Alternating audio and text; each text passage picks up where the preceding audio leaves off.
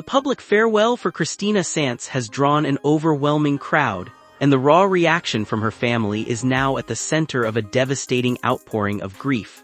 Hundreds of people gathered to say their final goodbyes, but the sheer scale of the tragedy has left the entire community searching for answers.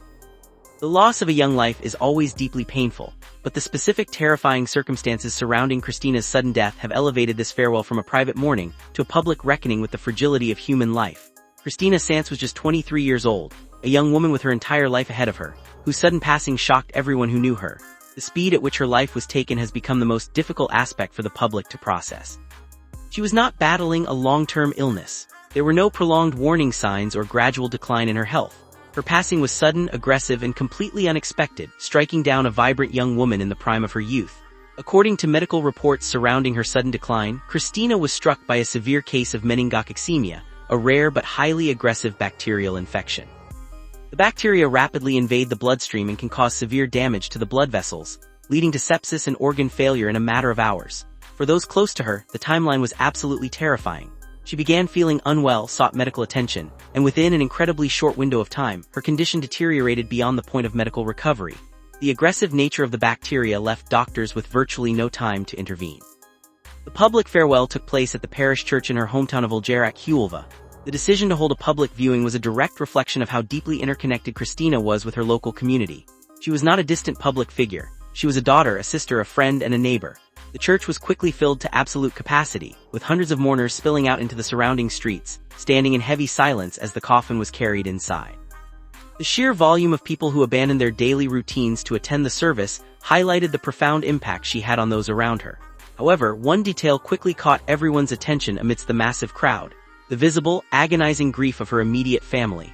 The reaction of Cristina's parents and siblings was a devastating display of a family completely shattered by an incomprehensible loss. They were surrounded by a tight circle of relatives and friends, shielding them from the cameras, but the raw emotion was impossible to hide. The sight of parents having to bury a 23-year-old daughter struck a deep chord with everyone present, serving as a harsh, undeniable reminder of the ultimate cruelty of sudden illness. That is where the story becomes even more emotional. The tributes pouring in were not generic statements of condolence. They were highly personal accounts from friends and classmates who had just seen her days, or even hours before she was hospitalized. Social media became a massive digital memorial, flooded with photographs of Cristina smiling, celebrating, and living a completely normal, vibrant life. The contrast between the girl in those photographs and the tragic reality of her death created a jarring emotional impact for anyone following the story, amplifying the shock factor of the tragedy. Local officials and community leaders also attended the farewell, a move that highlighted the profound impact her death had on the municipality of Aljaraque.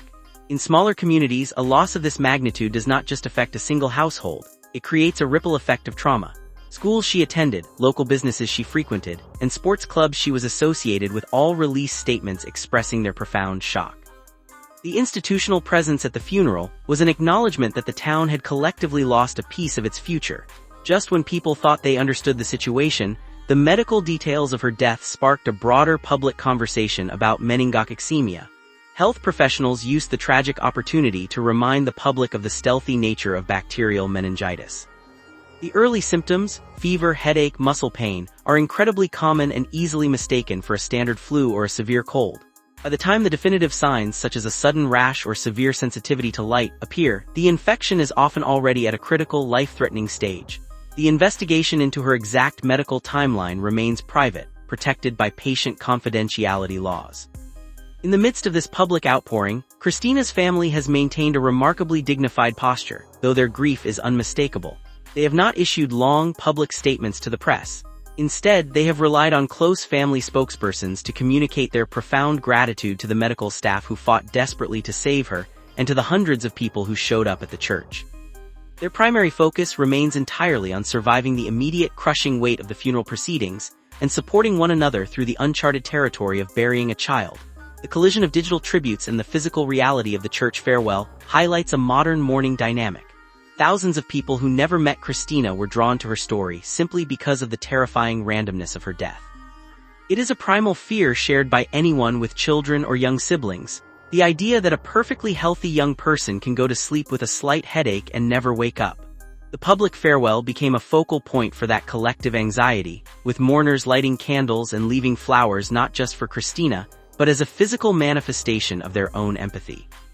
What remains is the lasting image of a packed church in southern Spain, a family broken beyond repair, and a community left to grapple with a harsh reality.